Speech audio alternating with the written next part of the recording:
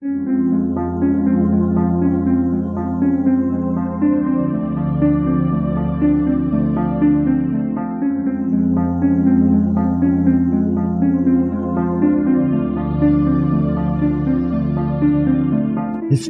tells the story of the world and of our lives. Sometimes that history goes bump in the night.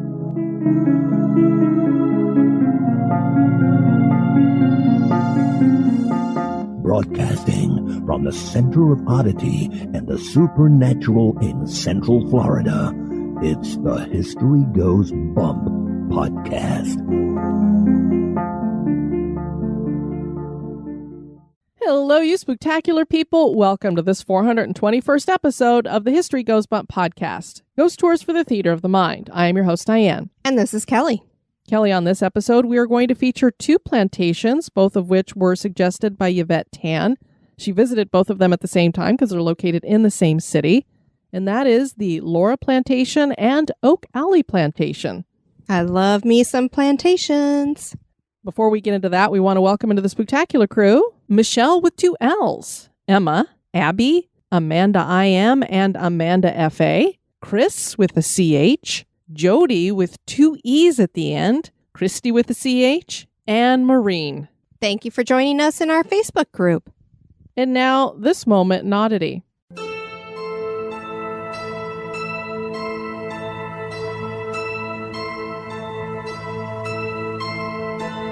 The moment in Oddity was suggested by none other than Jared Rang.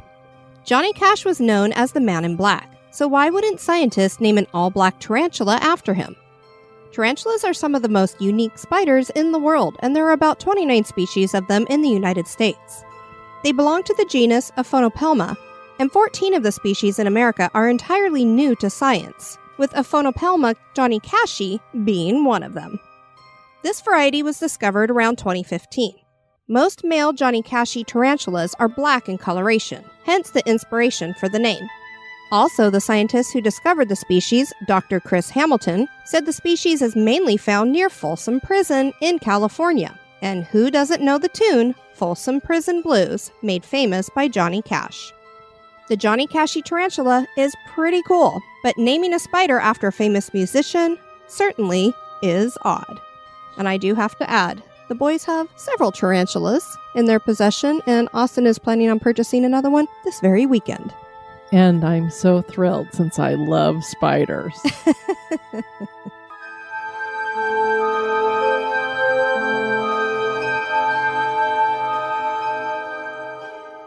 Grab your slippers, hot chocolate, flashlight, and maybe even that baseball bat.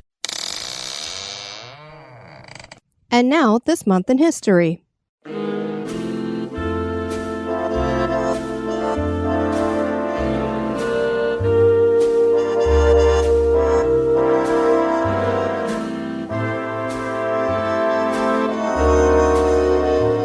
In the month of February, on the 16th in 1894, gunslinger John Wesley Hardin is pardoned. Hardin was an infamous gunslinger who was thought to have killed at least 40 people in his time. His first murder was at the age of 15, and the victim was an ex-slave. Hardin went on the run, but was eventually arrested in Waco, Texas, oddly for a crime he hadn't committed. He escaped and ran to his friend Wild Bill Hickok, who ran Abilene, Texas. Hardin found more trouble here when he shot through his hotel room wall to stop another guest snoring that had awakened him. That's one way to handle it, I guess. I usually just push you. Yeah, well, I would hope you would not shoot me. The shots killed the man, and Hardin was on the run again. He finally ended up in Florida, where he shot another man and was arrested. He was spared the gallows and given a life sentence, which he served 15 years of before being pardoned. He moved to El Paso and became what else? A lawyer. His past caught up to him, though, and he was shot in the back and killed in a revenge murder.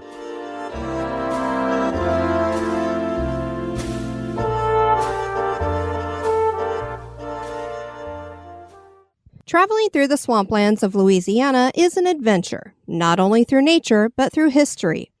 The dank, humid air and large oaks filled with Spanish moss add an air of the creepy. So much is haunted here. These swamplands were once dotted with large plantations, and some of them still exist today. Laura Plantation and Oak Alley Plantation are found near Vacherie, Louisiana. Today, they are museums that one can explore and possibly interact with a few ghosts. Join us as we explore the history and hauntings of the Laura and Oak Alley Plantations.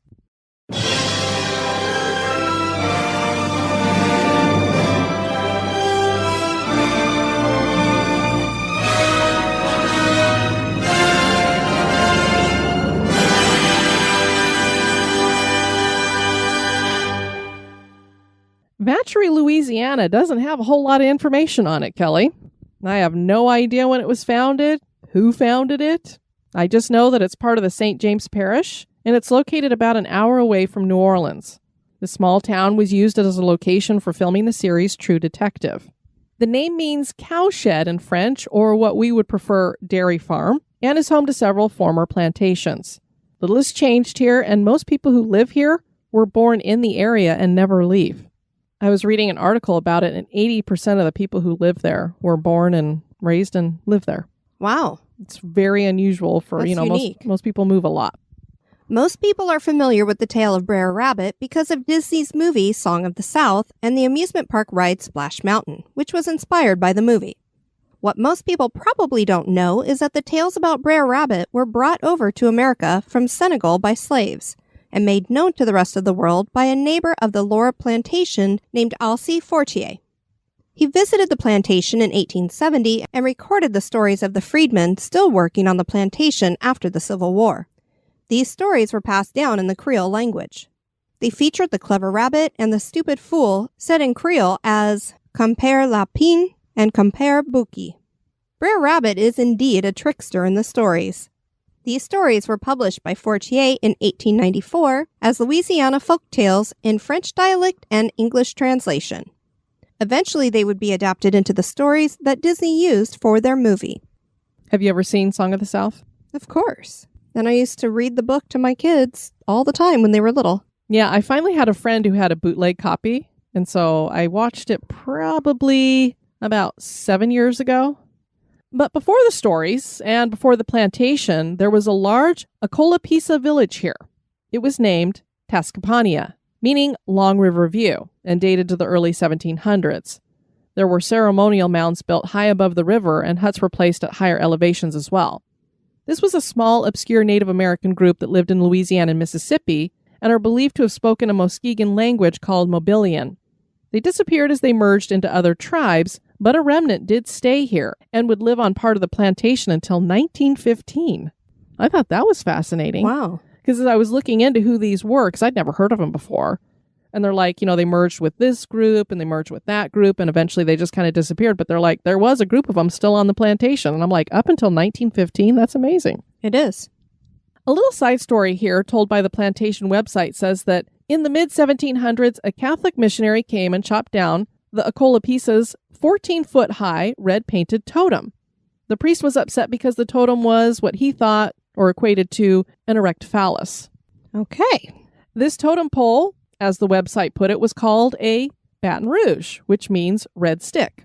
So for those of you living in Baton Rouge, well, Oh my. Actually, legend claims Baton Rouge got its name from a cypress pole that was stained red with blood that marked a boundary on hunting grounds between Native American tribes. But I just thought that was kind of a fun little add-on there. And this city is about, they say, halfway between Baton Rouge and New Orleans. Vacherie. Acadian refugees settled here in 1785. They had been run out of Canada by the British in a violent and harsh expulsion. People were burned from their homes, and some were killed, and this is considered a crime against humanity in line with genocide. The Acadians found refuge in Louisiana, and it is from them that we get the Cajun culture. The word Acadian became the word Cadian, which became Cajun. A large area that the Acadians occupied became part of the Laura Plantation. Guillaume Benjamin Demisière Dupart was the first owner of the Laura Plantation, and so it was first called the Dupart Plantation, or more specifically, El Habitation Dupart. And I'm sure I said all of that horribly because I do not speak French. He had been granted the large tract of land by Thomas Jefferson in 1804 for his service during the Revolutionary War. The largest building on the property was the Big House, which was built with slave labor and completed in 1805. There was a raised brick basement, and the house was built in a U shape with a central courtyard flanked on either side by wings. That raised brick basement means that the house was raised high above the ground, supported by blue-gray glazed brick columns and walls. There was an 8-foot deep pyramidal brick foundation underground. A separate kitchen building was behind the house.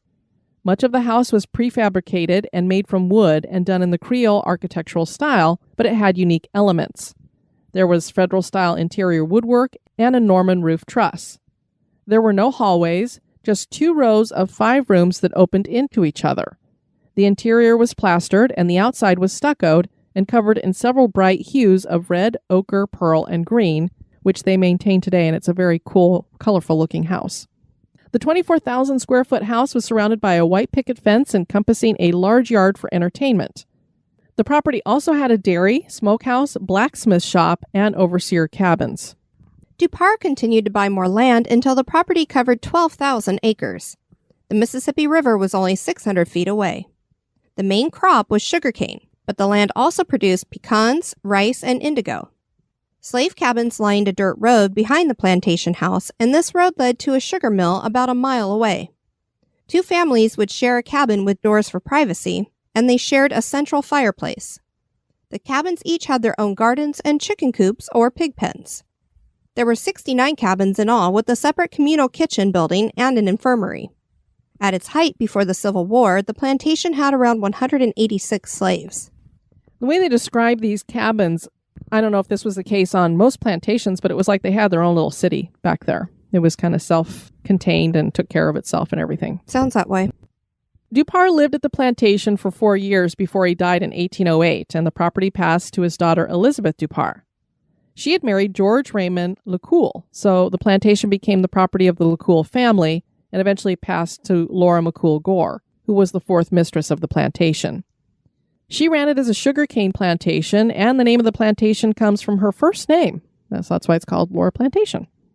She wrote the memoir, Memories of the Old Plantation Home, a Creole family album, which wasn't published until 2000. So apparently this is something she kept for years, and they finally got around to putting it out there.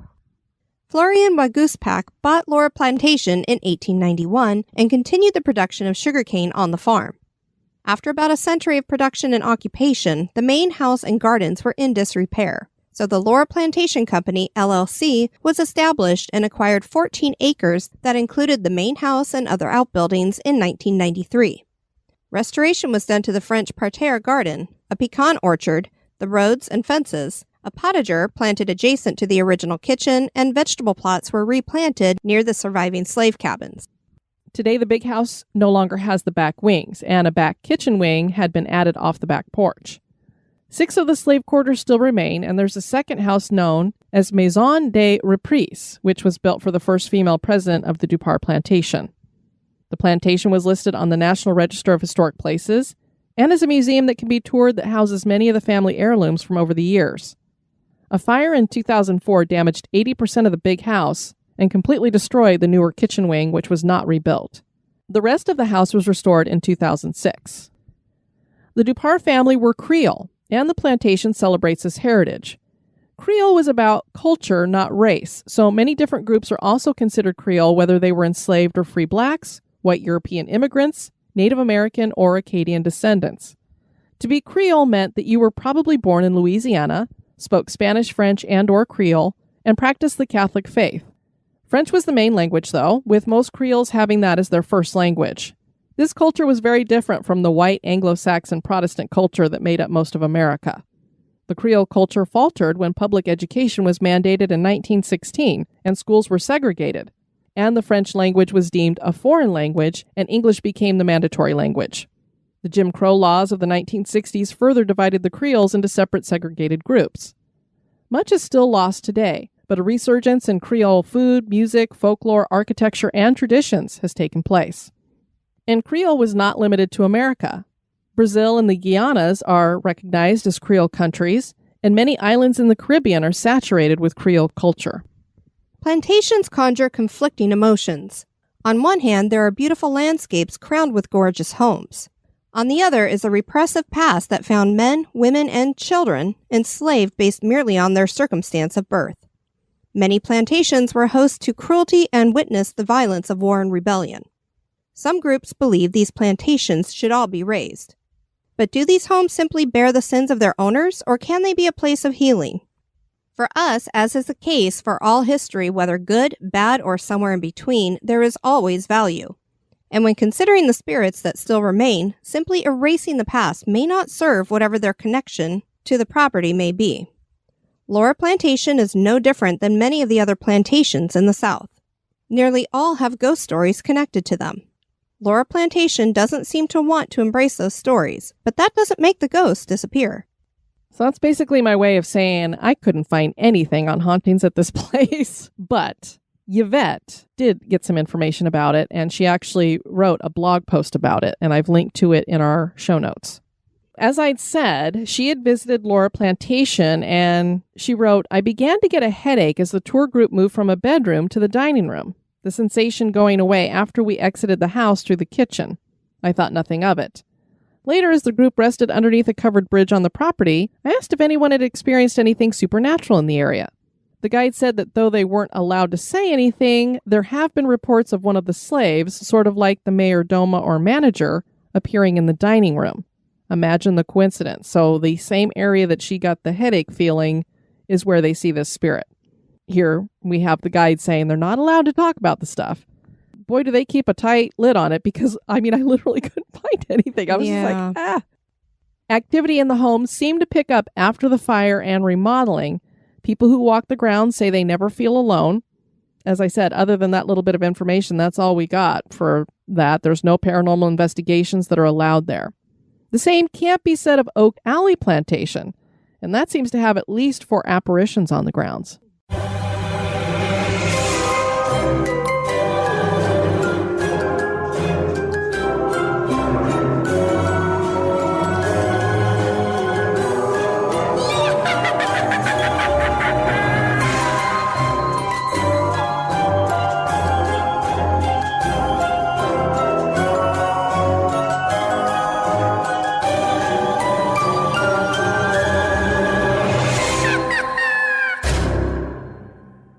Oak Alley Plantation is less than 4 miles away from Laura Plantation and is known as the Grand Dame of the Great River Road. No one knows for sure who planted the huge 100-year-old oaks that line the 800-foot path up to the plantation. There are 28 of them spaced 80 feet apart. They predate the plantation by at least 100 years. Historians believe that Oak Alley got its name from riverboat captains who saw the alley formed by the oaks and gave the landmark the navigational nickname. A French Creole named Vacherie Ami purchased the land here in 1830 and established a sugarcane plantation. He named it the Bon Séjour Plantation, meaning good or pleasant stay. And Ami became one of the wealthiest men in the South, acquiring the nickname King of Sugar. Vacherie Ami had a brother-in-law named Jacques Telesphore Roman, who also owned a plantation, and in 1836, the men exchanged property. Roman would be the one to build the mansion here, and it was constructed with slave labor. The house was completed in 1839. He might have been the king of sugar, but I think I'm the queen, because I sure love my candy. Even after a breakfast of eggs, you have to have something sweet afterward. Yeah, I don't know what it is. Every time I have something to eat, I have to have something sweet afterward. I'm sure that's where dessert comes from. People just have a need for sugar after they eat. I don't know. Well, the dogs always know when you're hitting the Rice Krispie treats right after breakfast. They run over there and just wait because they know that's where you're headed. I'm like, maybe I'm doing this too often because now it's become a thing for them. And now a little break for a word about one of our sponsors. This episode brought to you by Surfshark. Oh no, not again. Kelly, is there a poltergeist messing around in the studio again? We just had the place exorcised. Everything seems to be clear to me. What's wrong? Well, I was trying to watch this video and I got a message that the video is not available in our location. Oh, that happens to a lot of people, probably to our listeners too. You know, a VPN is the solution for this problem. A virtual poltergeist negator? No, a virtual private network. A VPN not only increases online privacy, which we all need, and helps avoid hackers, but it also helps to access entertainment. Content can be limited by geographic location, and a VPN can change your virtual location. Then we can forget about restrictions and censorship. Awesome. So if we can't find what to watch on Netflix, Hulu, Disney Plus, and all the other streaming platforms, we can use a VPN to unlock new libraries. Yep, and if you can't watch certain videos on YouTube, you can just connect with a different location using a VPN. Works for using a school or office network too. If there's certain websites you can't access, just use a VPN. And I have the perfect one for that. Surfshark. Oh, that even sounds cool. Try Surfshark risk-free with a 30-day money-back guarantee. Get Surfshark VPN at surfshark.deals/bump. Enter promo code BUMP, B-U-M-P, for 83% off and 3 extra months free. That's right, 3 extra months for free. I'm heading over to surfshark.deals/bump right now.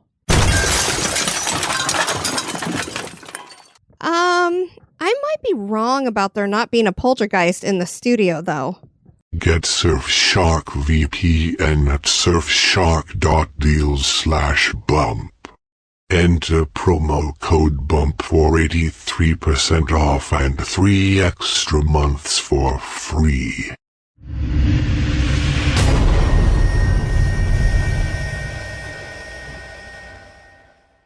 The mansion was built by George Swaney in the Greek Revival architectural style with a square floor plan. A central hall runs through the middle of both stories of the house from front to back. The windows are large and the ceilings high, measuring about 12 feet. This design probably helped with cooling the house in the oppressive summer heat. The mansion was built from bricks that were made on site and then stuccoed and painted white as to look like marble. The front has a distinctive colonnade of 28 Doric columns to match the 28 oak trees. The roof was made of slate with 4 dormers, one on each side of the hipped roof. The Bon Sejour had a master gardener among its enslaved population of 200, and he was named Antoine, and he was brilliant with plants. He is credited with creating the paper shell pecan that can be cracked with the hand by using grafting techniques in 1846. These are today known as the Centennial variety. The original grove was cleared to plant more sugarcane after the Civil War, and another original stand on the Anita plantation was washed away in a river break in 1990. Roman died of tuberculosis in 1848, and his wife Selina took over operations at the plantation. Selina loved spending money and wasn't very good at management, and the plantation came under heavy debt as she nearly bankrupted the estate. In 1859, her son Henry took over. But with the onslaught of the Civil War, the property lost its economic viability, probably because much of the workforce was free and left. The plantation was put up for auction in 1866 and sold to John Armstrong for $32,800. So basically it was sold at a huge loss. They said that she liked to go to New Orleans and just spend reams and reams of money and not even pay any attention to the plantation. Confederate War veteran Antonio Sobral was the next owner, buying the property in 1881, and he tried to get the sugarcane business going again but had little success.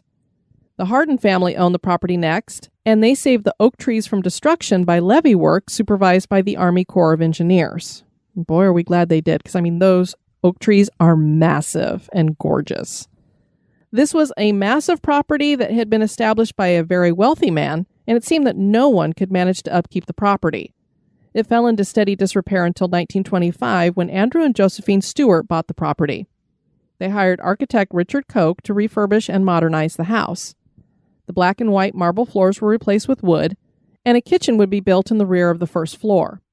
Extra dormers would be added to the roof as well.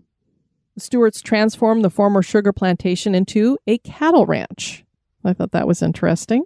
And I'm wondering what the connection is here, because the city is named Cowtown, or, dairy farm or whatever. And there was no talk of all of these cattle until now you have a cattle ranch.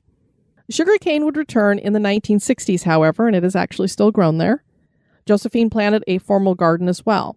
She would continue on at the plantation after Andrew died, and when she passed in 1972, she left the property to the Oak Alley Foundation, which opened the property to the public.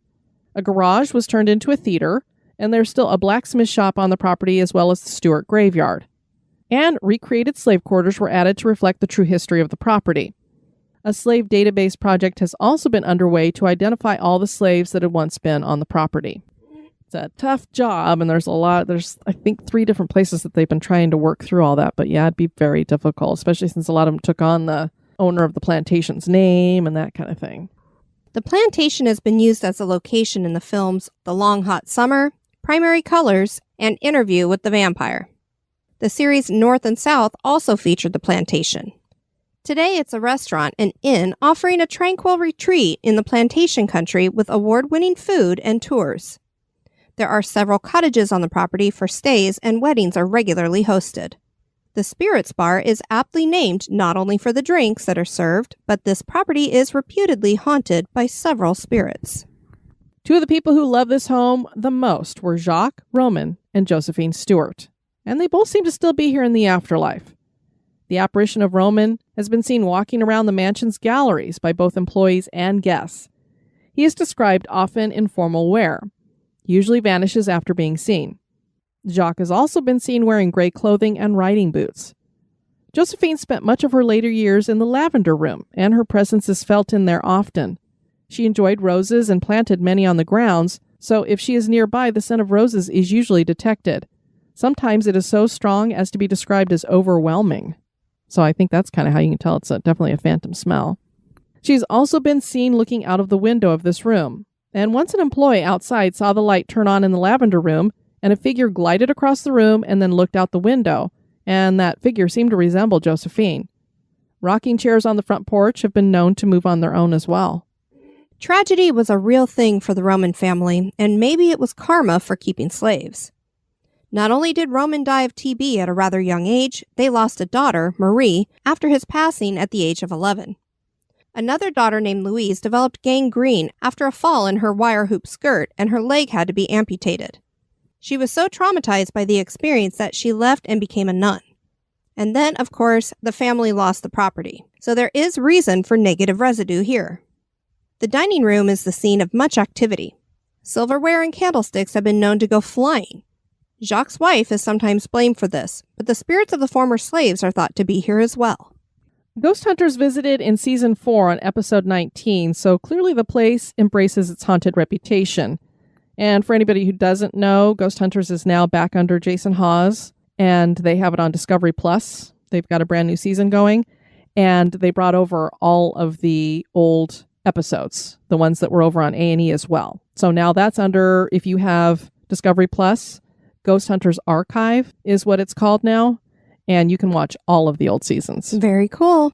So I watched this one. It was pretty interesting to go back and watch, kind of the... It's funny to think that things weren't real technical in the early 2000s since we grew up in the 80s and 90s and everything, but I go back and look at it and go, God, TV is even so much more different now with the way they investigate and stuff. Definitely. But it also brought back great memories because I used to sit and watch it with my sister back in the day. As I did with my sons. I hope I say this woman's last name right. Sandra Schexnader was the house manager at that time, and she shared her own experiences. She saw a spirit she called the lady of the house on the stairs while she was seated at the piano. She had locked the house and was just waiting for the last tour to finish up. The ghost was wearing black. She walked to the staircase, stopped, and turned to look at Sandra. Sandra stood up to walk towards the ghost, and she disappeared. That's when you know it's not somebody on the tour. Another woman named Darlene Gravoy was looking out the window and she saw a shadow and then a woman wearing an antebellum costume outside. She thought it was maybe someone for the tour, but there was no one outside when she opened the door. This woman, too, was in black. The woman in black has also been seen in a large mirror in the hallway, and it is a really big mirror. Many people think that this ghost belongs to Selena, the wife of Jacques Roman. Selena is also seen sitting on a bed in an upstairs bedroom. Sometimes there's just an impression in the bed as if someone unseen is sitting there. Dee Bergeron was a tour guide in the house, and she told the guys that she witnessed a candle fall out of the candelabra on the table in the dining room. She put the candle back in the holder, and as she turned to leave the room, the candle came out of the holder and shot across the room, hitting a door. Sandra will not go into the attic. She says she usually makes it to the 15th step and just can't go any further because of an overwhelming presence that she feels. The employees also claim that one night after turning everything off and going outside, all the lights came on. They were too scared to go back inside, so drove away, and as they looked back, they saw that the house was dark once again. During the investigation, Jason caught a heat signature on the floor camera on an outside balcony. When Grant went out there, there was barely a heat signature. So it was really weird because he wanted to compare, if there was somebody standing outside that window, what would it look like? And you could hardly even see the heat coming off of Grant. And this was like a really bright red spot. Steve felt a presence next to him while sitting at the dining table. Jason and Grant both felt a cold spot in one of the rooms as they were talking about other people now owning the property, and they wonder if it made the previous owners angry since these owners could do whatever they wanted. It almost kind of felt like they were doing a little bit of provoking, which usually they don't do. Right. A flashlight also turned on and off by itself. And I do want to say they wanted to see what was going on up in the attic because of what Sandra had said. And as Grant was going up it, and we've talked about this before when we've been in old homes, if something's uneven, it kind of gives you that lopsided feeling, which can kind of mess with your equilibrium and make you feel weird.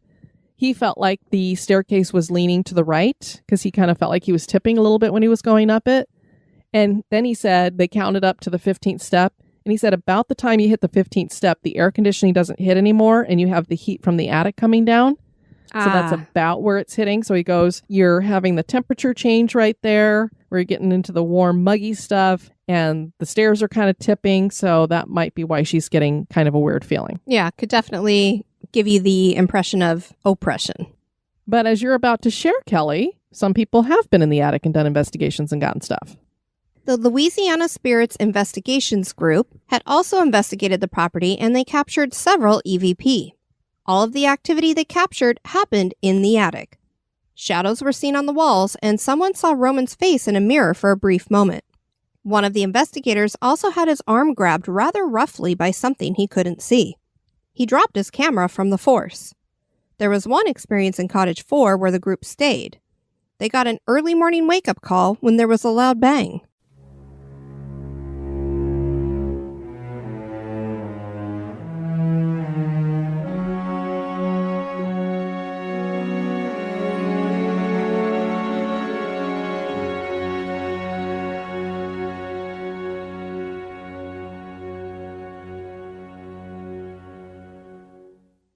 These two plantations are beautiful and a reminder of a troubling and interesting past.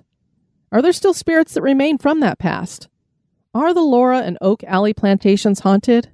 That is for you to decide. Well, Kelly, we've been around that area. We're going to have to check out these plantations. Most definitely. I actually have only been to a couple of plantations, so I need to get to seeing more of those. And it was really interesting. One of the guys that joined Ghost Hunters, Barry Fitzgerald, is with Ghost Hunters International, and I think he's in Ireland. And he's like, the guys are always talking about how they want to come over there and do castles and things like that. Well, he couldn't wait to come over here and do the plantation. So he was just so excited to be at a plantation in the South because he'd never been there. Right, I bet. And Grant was like, yep, we always think the grass is greener somewhere else. That is true. We hope you check out the greener grass at our website. Or the dirty, decrepit old graveyard. Whatever. Cemetery. That's at historygoesbump.com. And if you want to send us some feedback, you can do that at historygoesbump@gmail.com. Had this story to share from Angie, who did an investigation at the May Stringer house here in Florida. And she was doing the Estes method with a spirit box. And she wrote, when I put them on, I immediately heard a female voice saying, hello, hello, hello, multiple times. We were upstairs in the new section of the house. By new, I mean the part that was added on in the 1890s. I think I started repeating the questions that the ladies were asking for a few moments after that, only it was the same female voice that I heard saying the questions, not the very distinct voices of the other investigators. I even took the headphones off and looked around because I got a very specific area in the room I thought the voice was coming from, and that I could hear the actual questions. I expected to see all three ladies huddled together near the door when I took the headphones off, but they were sitting exactly where they were sitting when we initially entered the room. I put the headphones back on and for a few seconds got just static. Then the lady started talking again. She said, don't say her name. Stop saying her name. And a few minutes later she said, cheater, are you cheating? To which a male voice answered, shit. I thought I was being accused of cheating and took the headphones off at that point. I asked the ladies what questions they were asking when she said stop saying her name, and someone was asking about Jessie, the little 3-year-old that passed away there. Her mother Marina died giving birth to her. As to the cheating statement, when I told Miss Bonnie about what I heard, she chuckled. Apparently Frank, Marina's second husband and the father of Jessie, was a well-known scoundrel and probably did cheat on her. My thoughts on that? I will never get married again if marital strife continues into the afterlife. This is my final report on this investigation. Though there were more experiences in the attic with Mr. Nasty, they were bizarre and perverse, and there's simply no way to put them into words. Well, thanks for sharing that, Angie. I want to thank you guys for joining us on this episode. I've been your host, Diane. And this has been Kelly. You take care now. Bye-bye. This episode is brought to you by our executive producers. And this episode was brought to you by Surfshark. Have a spooky experience that occurred at an historic location? Want to give us feedback or have a suggestion for the show? Share it with us at historygoesbump@gmail.com.